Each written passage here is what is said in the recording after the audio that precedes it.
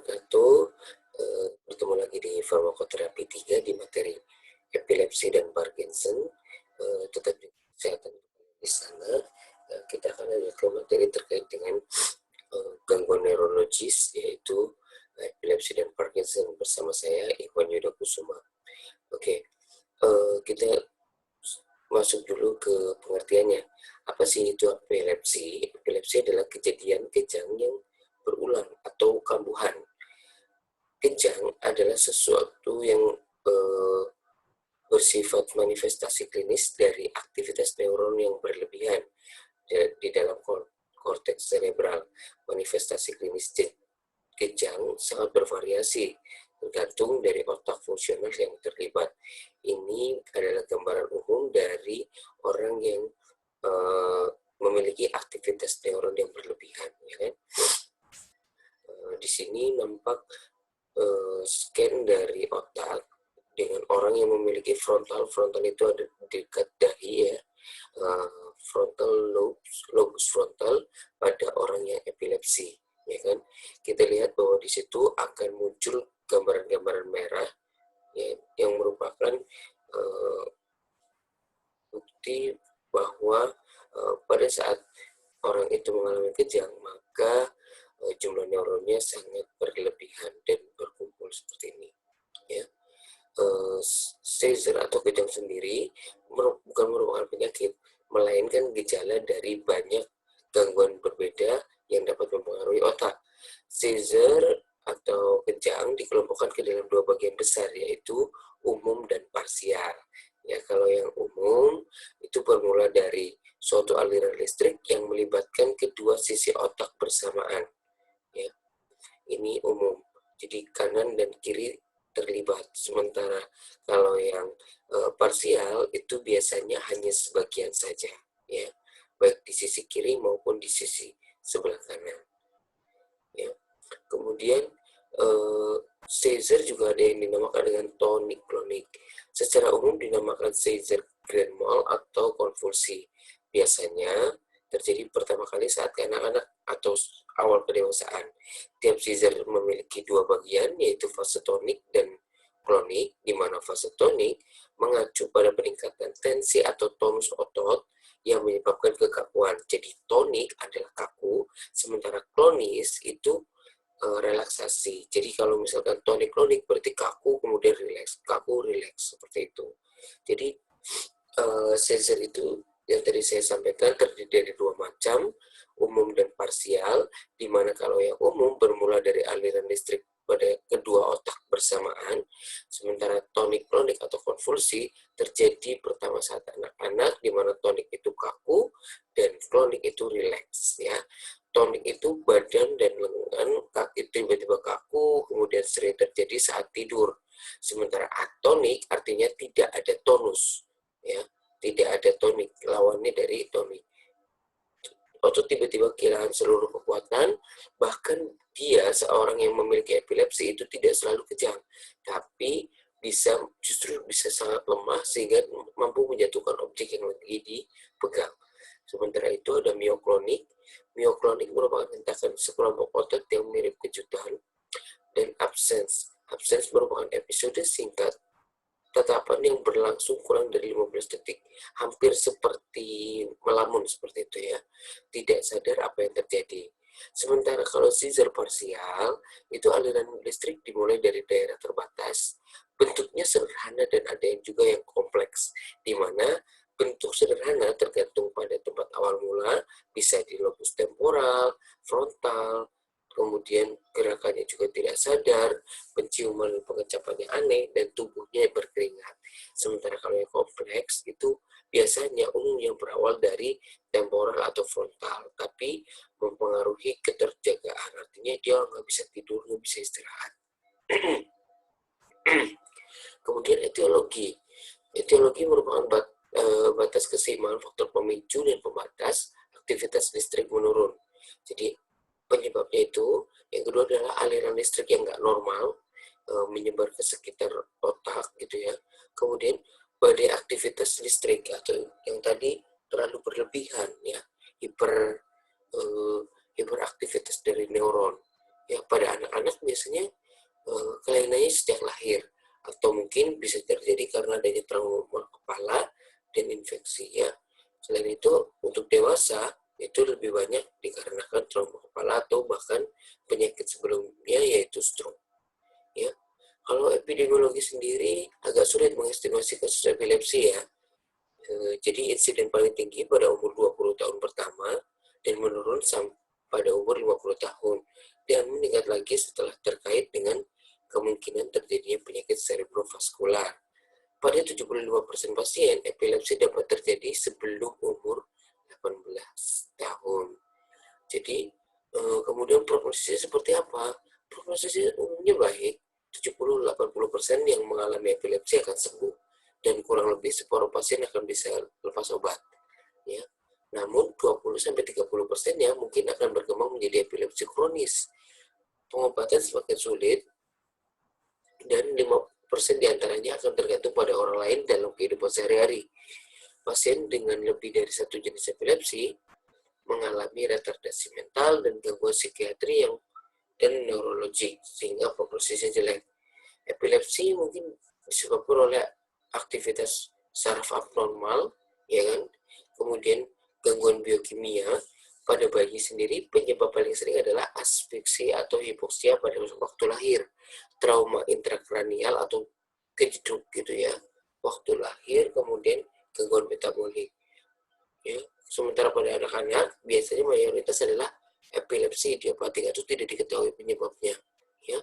Pada umur 5-6 tahun disebabkan karena febrile pada usia dewasa, penyebabnya lebih bervariasi karena bisa jadi karena trauma melahirkan, cedera kepala, atau tumor. Ini adalah gambarannya orang yang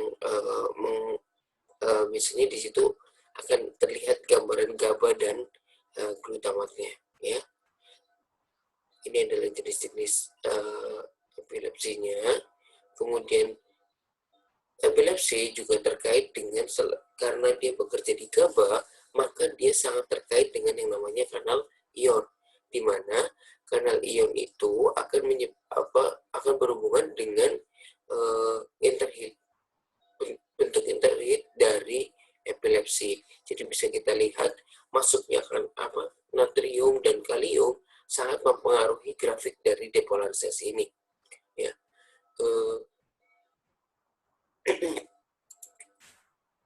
Sementara kalau misalkan jumlahnya berbeda, natriumnya lebih besar daripada kalium yang keluar, maka tegangannya juga cukup tinggi ya, sama seperti itu, seperti ini ya. Kemudian untuk patogenesis, kejang disebabkan karena adanya ketidakseimbangan antara pengaruh inhibisi dan eksitatori. Inhibisi artinya penghambatan, eksitatori adalah peningkatannya pada otak. Ketidakseimbangan ini terjadi karena satu, kurangnya transmisi inhibitori setelah pemberian antagonis GABA atau selama penghentian pemberian agonis GABA, contohnya alkohol atau benzodiazepin. Yang kedua adalah meningkatnya aksi eksitatori, di mana meningkatkan aksi glutamat atau aspartat. Ya, jadi kita ingat kembali bahwa untuk GABA itu terdiri dari dua site, yaitu benzodiazepin dan barbiturat site. Ya, masih ingat ya, dimana di situ juga ada steroid site, namun yang pada epilepsi yang terpengaruh adalah sisi benzodiazepin dan sisi barbiturat. Pasien yang didiagnosis epilepsi jika mengalami serangan kejang secara berulang, untuk menentukan jenis epilepsinya, selain dari gejala diperlukan beberapa alat diagnostik, umumnya adalah EEG dan CT scan. Ya, walaupun bisa jadi ada tambahan berupa MRI. Ya, CT or CT scan yang merupakan tomografi komputer ini merupakan sesuatu yang sangat sensitif untuk menggambarkan teknik dibandingkan dengan X-ray ya, atau sinar X ya kan. Dia itu mampu mendefinisikan tidak hanya bony struktur tapi juga jaringan lunaknya ya. Berdasarkan tanda-tanda kliniknya, data EEG kejang dibagi menjadi dua, yaitu tadi ya, kejang umum dan parsial, sudah saya jelaskan tadi di atas.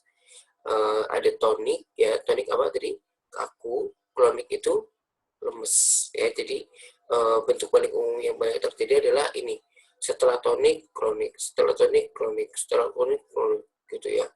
Biasanya pasien tiba-tiba jatuh, kejang, nafas terengah-engah, bisa terjadi sianosis. Sianosis itu membiru ya. Kemudian ngompol atau menggigit lidah. Biasanya orang epilepsi itu dia akan menggigit lidahnya sendiri. Makanya untuk terapi awalnya biasanya ketika terjadi kejang adalah diberikan sesuatu untuk dia gigit ya. Terjadi beberapa menit, sakit kepala, diikuti lemah dan kebingungan. Kemudian ada petit mal. Petit mal itu absence attack ya, tadi yang tadi juga saya jelaskan di atas. Jenisnya sangat jarang ya kan pada anak-anak. Kalau mioklonik itu biasanya terjadi pada pagi hari setelah bangun tidur. Jadi kalau kalian bangun tidur tiba-tiba kaku, pengen ngulat seperti itu ya, atau mungkin ketika bangun tidur seolah-olah tidak bisa menggerakkan tubuh ya. Pasien mengalami sentakan tiba-tiba jenis yang sama tapi non epileptik bisa terjadi pada pasien normal. Jadi kalian yang merasa bahwa ketika bangun, kenapa sih ini susah banget bangun gitu ya, itu biasanya karena adanya myoclonic seizure ya. Ada juga atonik ya kan, tadi tonus itu kejang, atonik itu lemas, tapi ini jarang terjadi. Pasien tiba-tiba kehilangan kekuatan otot, jatuh tapi bisa segera recover ya. Kalau kejang parsial terbagi menjadi dua, yaitu simple dan kompleks. Tadi juga sudah saya jelaskan sebelumnya bahwa kalau simple itu pasien tidak kehilangan kesadaran, sementara kalau kompleks itu bahkan pasien itu tidak terkendali. Oke. Sasaran terapinya untuk farmakoterapi epilepsi itu adalah untuk mengontrol supaya tidak terjadi kejang dan meminimalisasi adverse effect of drug. Jadi memang banyak sekali obat-obatan anti epilepsi yang banyak menyebabkan efek samping yang merugikan. Strateginya adalah mencegah dan menurunkan lepasnya muatan listrik syaraf yang berlebihan melalui perubahan pada kanal ion atau mengatur ketersediaan neurotransmitter. Ingat ya, karena epilepsi berhubungan dengan kanal ion, maka obat-obatnya juga yang berhubungan dengan kanal ion. Let's see, prinsip umum terapi epilepsi adalah monoterapi lebih baik. Pertama adalah monoterapi untuk mengurangi potensi adverse effect, meningkatkan kepatuhan pasien. Tidak terbukti bahwa politerapi lebih baik daripada monoterapi. Kemudian hindari atau minimalkan penggunaan anti epilepsi sedatif, ya kan? Kemudian yang kedua adalah selama pengobatan jika mungkin mulai terapi dengan satu anti epilepsi non sedatif, jika gagal baru diberikan sedatif ya. Jadi ingat, pertama adalah satu epilepsi non sedatif, jika tidak dikuat baru yang sedatif, atau politerapi diberikan sesuai dengan jenis epilepsinya. Mulailah dengan dosis terkecil dan dapat ditingkatkan sesuai dengan kondisi klinis pasien. Yang paling penting adalah di sini adalah kepatuhan pasien. Ada variasi individual terhadap respon obat anti epilepsi, sehingga perlu pemantauan ketat terhadap penyesuaian dosis. Jika suatu obat gagal mencapai terapi yang diharapkan, pelan-pelan dihentikan dan diganti dengan obat yang lain. Jangan politerapi dulu, ya. Lakukan monitoring kadar obat dalam darah jika mungkin. Lakukan penyesuaian dosis dengan melihat juga kondisi klinis pasien. Biasanya tata laksananya berupa non-farmakologi dan farmakologi. Kalau yang non-farmakologi, amati dulu pemicunya. Misalkan stres, olahraga, minum kopi atau alkohol, perubahan jadwal tidur, dan terlambat makan. Sementara farmakologi menggunakan obat-obatan anti epilepsi. Nah, obat-obatannya apa saja? Jelas, obat-obatannya adalah yang mempengaruhi kanal ion. Obat-obat yang meningkatkan inaktivasi kanal ion di sini adalah natrium, di mana natrium itu memulai dari apa? Ketika kanal natrium terbuka, maka akan terjadi loncatan, betul? Ya, mestinya disebut dengan depolarisasi, ya kan?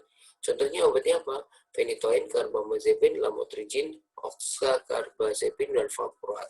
Jadi ketika melihat obat-obatan seperti ini, kalian bisa sambil membuka buku farmakologi molekuler di semester sebelumnya, ya. Kemudian untuk obat-obat yang meningkatkan transmisi inhibitory GABA, karena di sini pasien itu kelebihan GABA, maka yang dilakukan adalah entah kalian akan menghambat GABA-nya atau menghambat atau membantu masuknya GABA, ya. Menghambat GABA maksudnya adalah menghambat produksi GABA atau memasukkan GABA supaya masuk ke dalam sel, ya. Yang pertama adalah agonis GABA. Ya, agonis GABA meningkatkan transmisi inhibitorik dengan mengaktifkan kerja reseptor GABA. Kalau reseptor GABA aktif, maka GABA-nya akan segera masuk ke sel. Tidak ada yang di celah sinaps. Contohnya benzodiazepin dan barbiturat. Loh Pak, terus apa lagi Pak? Kalau misalkan udah dimasukin kok masih banyak? Ya sudah, berarti dari ujungnya. Ya, dari ujungnya yaitu menghambat GABA transaminase atau enzim yang meriliskan GABA. Contohnya apa? Ada vigabatrin, ya. Kemudian ada menghambat GABA transporter, ya, memperlama aksinya GABA yang disebut dengan tiagabin, dan obat yang lain adalah meningkatkan konsentrasi GABA pada cairan cerebrospinal. Pasien mungkin dengan menstimulasi pelepasan GABA dari non-vesicular pool, contohnya adalah gabapentin. Ya, target aksi obatnya ini bisa kalian lihat. Sebagian ada yang bekerja di kanal ion, contohnya adalah diazepam dan fenobarbital, ya kan, di reseptor GABA yang terkait dengan kanal CL, ya. Kalian bisa lihat di bagian kanal ion dan klorida, ya, di farmakologi molekuler. At least dia juga bekerja di kanal ion, di situ juga mempengaruhi di beberapa melalui beberapa channel, ya. Contohnya ini memblok kanal, ya, contohnya tetrodotoxin, yang toksin ini, kemudian juga menghambat di inaktivasi dari kanal ionnya, atau mungkin memblok di di kanalnya. Contohnya adalah phenytoin dan disopramin, ya. Di situ juga ada juga yang mempengaruhi di GPCR, ya, atau G protein coupled receptor. Nah, jadi karena di sini ada ketidakseimbangan GABA dan glutamat, maka kita lihat bahwa ketika orang epilepsi jumlah GABA-nya terlalu berlebihan, namun jumlah glutamatnya justru rendah. Karena apa? Glutamatnya semua diubah menjadi GABA. Nah, di sini ada beberapa obat yang bekerja dengan menghambat GABA. Di atas ada tiagabin yang menghambat di transporter GABA, sementara gabapentin itu memblok di sini, ya. Kemudian ada juga vigabatrin di mana dia menghambat di metabolisme GABA, ya kan, di mana di situ yang dihambat adalah GABA transaminase, ya. Kemudian kalau GABA sudah bisa masuk ke dalam sel, itu menyebabkan efek depresi dari CNS atau sistem saraf pusat sentral neurosystem, ya. Pemilihan obat tergantung pada epilepsinya, ya kan. Kalau kejangnya parsial, biasanya lamotrigine dan gabapentin sebagai terapi awal. Kalau tonik-klonik itu ada valproat, carbamazepin, phenytoin. Maaf, yang tadi kejang parsial adalah carbamazepin umumnya. Kemudian absence itu adalah etoxosimate dan valproat. Myoclonic dan atonik itu adalah valproat. Jadi terapi umum epilepsi biasanya umumnya first line-nya adalah valproat. Ya, untuk algoritma terapi ini kalian bisa membaca di buku di Piro, ya. Di situ nanti akan mulai dengan satu dulu, kemudian tingkatkan dosis atau turunkan dosis, setelah itu hentikan atau ganti dengan antiepileptik drug yang kedua, ya. Ingat, mulai dari sesuatu yang tidak sedatif baru yang sedatif. Oke. Status epileptikus ini adalah kejang umum yang terdiri selama 5 menit atau lebih, atau kejadian 2 kali atau lebih tanpa pemulihan kesadaran di antara dua kejadian tersebut. Merupakan kondisi darurat yang memerlukan pengobatan tepat untuk meminimalkan kerusakan neurologik permanen maupun kematian, ya. Jadi etiologinya ada 2, tidak ada lesi struktural dan ada lesi struktural. Nah, sementara terapinya itu hampir sama seperti epilepsi, juga dengan obat-obatan yang sama, ya. Untuk status epileptikus, biasanya obat yang digunakan umumnya adalah tiamin ya, dan glukosa. Setelah itu baru mulai dengan antikonvulsan terapi. Antikonvulsan terapinya dimulai dari apa? Biasanya menggunakan lorazepam, kemudian kalau kejangnya bertambah diganti menjadi phenytoin dan fosfenitoin ya, terus ke bawah phenytoin atau fosfenitoin dengan jumlah yang lebih besar, kemudian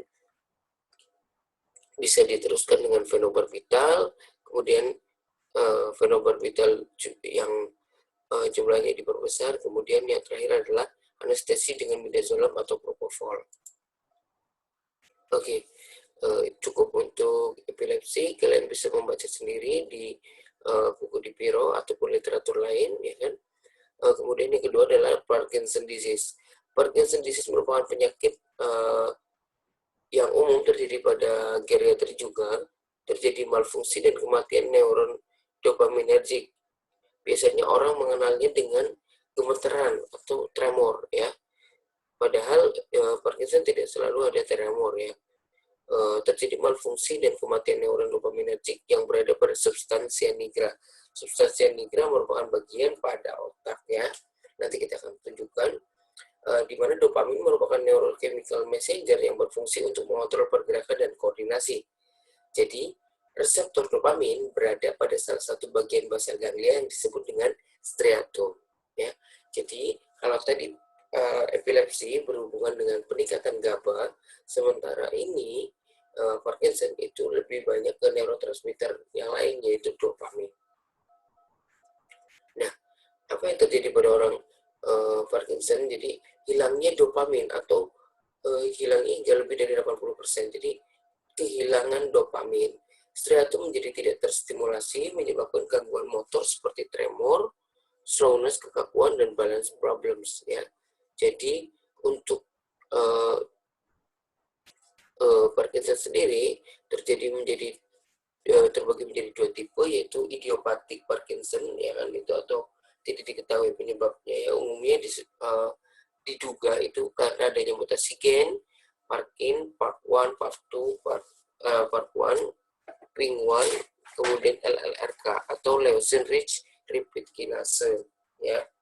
Nah, Parkinson sekunder yang disebabkan oleh drug induced Parkinsonism, efek samping obat, ada lingkungan dan lain-lain. Jadi intinya ada di substansia nigra.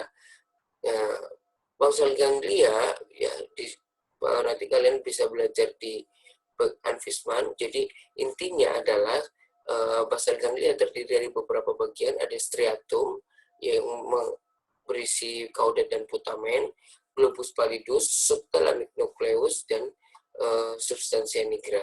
Ya, substansia nigra terdiri dari dua part, yaitu substansia nigra pars compacta dan substansia nigra pars reticulata, di mana substansia nigra pars compacta memiliki banyak neuron dopamin, sementara pars reticulata memiliki neuron GABA. Ingat, compacta dopamin, reticulata GABA. Jelas ya? Nah, neuron dopamin mengirimkan pesan ke bagian gangsal lainnya yang disebut dengan GABA, dengan striatum. Ya. Kemudian ini adalah gambaran umum dari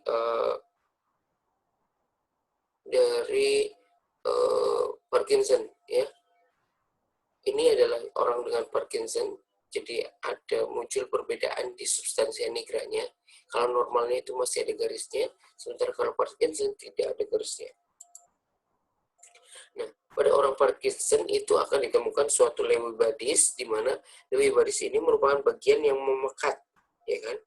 Bentuknya simpanan atau gumpalan, merupakan protein abnormal alfa nuklein yang menjadi penanda dari Parkinson.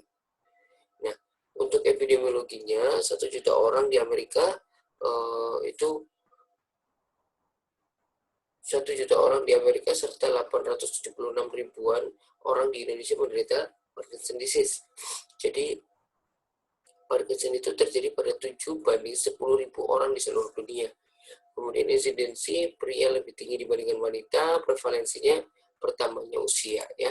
Etiologinya belum diketahui, tapi bisa disebabkan karena gen, usia, dan lingkungan. Kalau lingkungan biasanya disebabkan karena MPTP, jadi 1-metil 4-penil 1,2,3,6 tetrahidropiridin yang akan menstimulasi MAO, ya kan?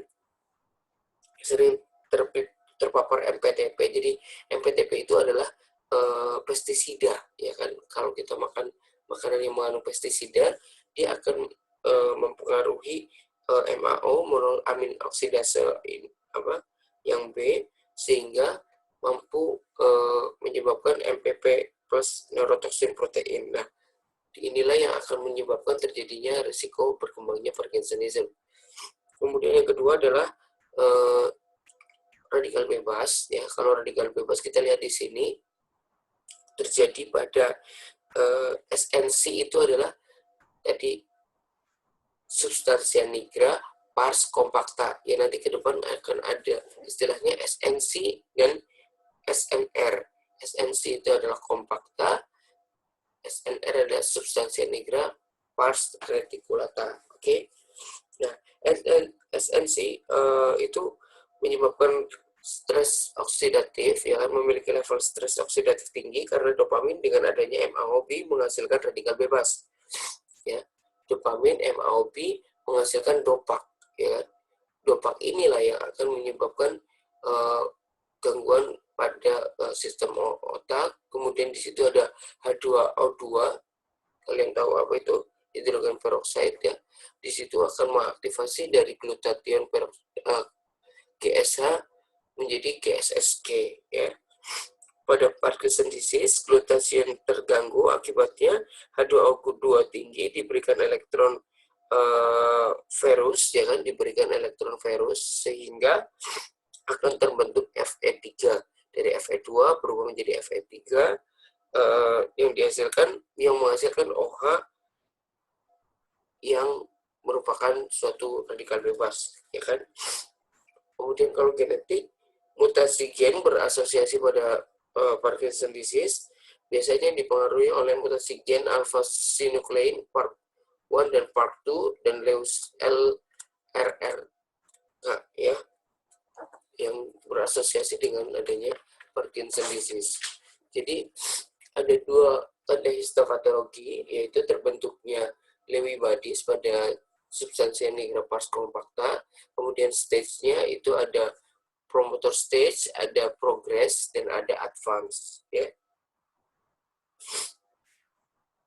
Hal penting dalam Parkinsonism adalah upregulation dari sintesis dopamin dan downregulation dari synaptic dopamin reuptake. Oleh karena itu, gangguan motorik tidak terdeteksi sehingga kehilangan 70-80%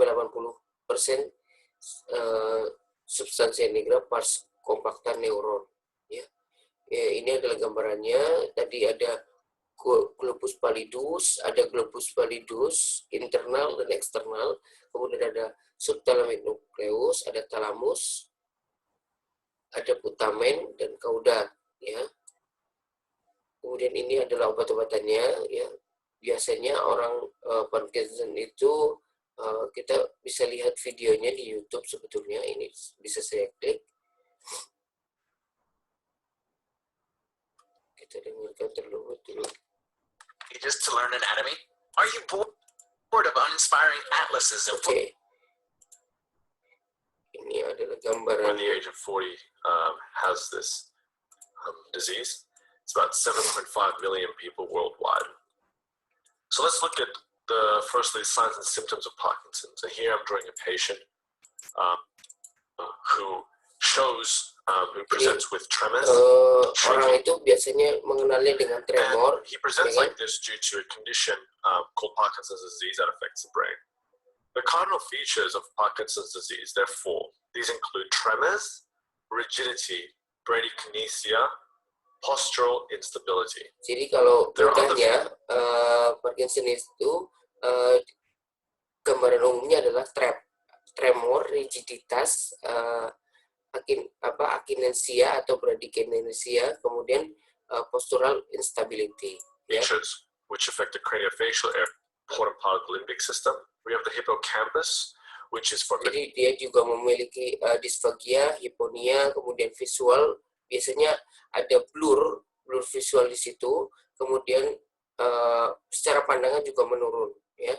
Memory, the amygdala for emotions, but we will mainly concentrate on this yellow structure here, which is known as the basal ganglia or the basal nucleus. Ya, jadi itu yang terjadi di basal ganglia itu ada sejenis sumbatan, ya.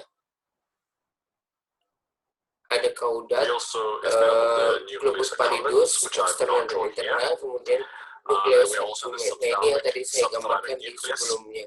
And the substantia nigra, which is nah, yang paling penting di sini adalah bagian penting dari substantia nigra, yaitu substantia nigra pars compacta dan pars reticulata. We will mainly focus again on the basal ganglia, which is disrupted in Parkinson's disease. It will send signals first to the basal ganglia, and the basal ganglia will send signals back to the cortex, particularly the motor cortex. And then when the signals are sent back to the motor cortex can then, initiate these signals, send the signals down the spinal cord, and then, out through the ventral horn of the spinal cord to that skeletal muscle to, initiate a smooth, controlled movement. Okay, now let's look at that in a bit more detail. So again, the cerebral cortex it wants to initiate a voluntary movement. Jadi inisiasi dari voluntary movement ya, kita lihat. And the basal ganglia will help in the subconscious control of subskeletal muscle tone, as well as the coordination of learned movement patterns. This information will then be sent back to the cerebral cortex through a loop. It will be sent to the thalamus first, and then the thalamus will send this info to the cerebral cortex. The cerebral cortex will then send the movement signals, the smooth controlled movement signals down the spinal cord to the skeletal muscle. And thus we have a normal movement pattern. Two important parts in this diagram: the input from the cerebral cortex to the basal ganglia and the output from the basal ganglia to the thalamus back to the cortex. In Parkinson's disease, the output, number 2, there's a problem in the output. And thus, we do not have a normal controlled movement pattern. It is not smooth. So now let us go back to the big diagram and learn about the interconnection that occur within the basal ganglia and the disruption that occurs and how this results in Parkinson's disease. So in this diagram, we're going to look at all the components of the basal ganglia. So to start, the caudate nucleus and caudate putamen is also known as the caudate striatum. So here, the rectangular structure I'm drawing is the caudate striatum. This is the cortex, and all these other structures here are part of the basal ganglia. We have the substantia nigra pars compacta, the globus pallidus interna, the substantia nigra pars reticula, the globus pallidus externa, the subthalamic nucleus, and the thalamus. Now I'm going to start drawing the interconnections that occur within this region. But firstly, I want you to learn 3 main points. The input from the cortex to the basal ganglia is Oke, saya sedikit skip ya, karena sebenarnya dari penjelasan ini saya sudah buatkan jalurnya. Jadi Parkinson itu menjadi dua jalur. Yang pertama adalah direct pathway dan indirect pathway.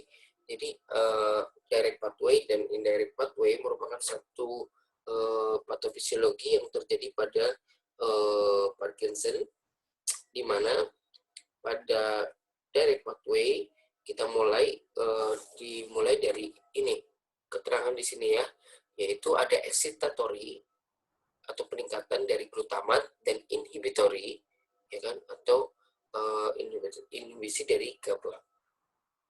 Nanti kalian bisa klik di sini ya untuk link YouTube-nya, kalian bisa cek nanti langsung dengan konektivitas terhadap link YouTube-nya ya. di sini ada direct pathway, biasanya dari talamus masuk ke motor cortex, di situ nanti akan rilis. Maksud gambar ini adalah, yang hijau ini adalah motor cortex akan menghasilkan eksitasi glutamat pada otot dan pada striatum. Nah, striatum kemudian akan menghambat dengan aksinya hambatannya melalui GABA, ya kan? Dengan ada hambatan di GABA, maka akan menstimulasi dari substansia nigra pars reticulata, dan dia juga menghambat GABA di talamus. Ya, itu direct pathway making movement. Ya, kalau misalkan yang direct pathway yang tadi, jika pada orang normal itu yang tadi ya. Nah, kemudian ini pun sama meningkat di situ, namun di direct pathway yang kedua ini ada dopamin, ya, di mana dopamin ini sangat mempengaruhi pada orang-orang Parkinson kan tadi kan, terjadi penurunan kadar dopamin. Nah, itu terjadi karena apa? Ada talamus, kemudian motor cortex, muscle, movement, striatum, dan lain-lain. Di situ ada substansia nigra pars reticulata dan pars compacta. Ya, untuk penjelasannya ada di samping, nanti kalian bisa membaca sendiri ya. Jadi ada talamus, motor cortex, di mana nanti akan menghasilkan glutamat. Glutamat tersebut akan menghasilkan hambatan pada GABA. Hambatan pada GABA menyebabkan penurunan kadar dopamin. Ya, jadi kadar dopamin turun, aktivitas jalur direct turun. Nah, sementara indirect itu tidak ada pergerakannya atau not moving, di mana di situ juga akan terpengaruh oleh GABA dan glutamat. GPI itu adalah globus pallidus interna, kemudian kalau GPA itu adalah globus pallidus externa. Ya, itu sama. Untuk gambarannya juga sudah ada di samping, nanti kalian bisa membacanya, di mana nanti efeknya adalah kadar dopaminnya turun, sementara terjadi peningkatan jalur aktivitas indirect. Ya, jadi intinya untuk Parkinson sendiri itu tandanya yang harus kalian ingat adalah TREP, yaitu tremor, rigiditas, akinensia, dan postural imbalance. Tremor itu bergetar, kemudian rigiditas itu ototnya kaku, akinensia itu perlambatannya, aktivitas motoriknya menurun, kemudian postural imbalance bisa tiba-tiba jatuh, tidak seimbang. Nah, treatmentnya gimana? Itu dengan menggunakan non-farmakologi dan farmakologi, di mana nantinya kalian bisa memberikan beberapa obat, contohnya antikolinergik atau amantadin untuk masalah tremornya. Kalau untuk predikinesia, rigiditas, dan tremor, bisa diberikan obat-obat golongan agonis dopamin atau carbidopa atau levodopa. Ya. Selain itu, nanti jika memang sudah tidak adekuat, bisa diberikan MAOB inhibitor dan COMT inhibitor. Ya. Ini adalah gambarannya ya. Bisa kalian berikan COMT inhibitor dan carbidopa ya. Nanti kalian bisa klik di sini untuk link videonya. Nah, untuk golongannya tadi sudah, kemudian ini gambaran terapinya menurut Dipiro. Ya, jadi obat-obat yang digunakan itu ada antikolinergik, carbidopa atau levodopa, kemudian ada agonis dopamin ya, tadi ya sudah dilihat di algoritma. Bisa juga alternatifnya adalah COMT dan MAOB inhibitor, yang lainnya adalah miscellaneous ya. Ini monitoring yang harus dilakukan pada pasien yang diterapi dengan obat-obatan tadi. Kemudian evaluasi outcome-nya, monitoring pasien sebaiknya melibatkan evaluasi sistematik. Kemudian pasien sebaiknya merekam jumlah waktu on dan off pada suatu buku untuk menuntun pengaturan pengobatan. Jadi tidak ada yang terlewat, karena yang paling penting dalam Parkinson adalah kepatuhan. Ya, ini pasien care dan monitoring. Di situ nanti ada assessment yang diberikan kepada pasien gitu ya, dan keluarga pasien kapan menggunakan obat, kemudian ada efek samping atau tidak yang muncul, kemudian manakah obat yang memberikan interaksi, kemudian warning sign atau tanda-tanda dan gejala dari dokter seperti apa gitu ya. Kalian bisa lihat di apda-parkinson.org atau parkinson.org ya. Kalau non farmakologinya jelas butuh olahraga, nutrisi yang cukup, dan kurangi makanan berlemak ya. Kemudian selain itu juga terapi bicara, kemudian terapi bergerak supaya apa? Supaya tadi mengurangi resiko kekakuan. Yang lainnya adalah operasi untuk menghilangkan plak-plak tadi di dalam substansi yang digerak. Oke, itu saja sebuah pesan dari saya bahwa ilmu tidak didapatkan dengan tubuh yang santai. So, kalian harus terus berusaha meskipun berlelah-lelah. Terima kasih atas perhatiannya. Mohon maaf bila ada kekurangan. See you again. Wassalamualaikum warahmatullahi wabarakatuh.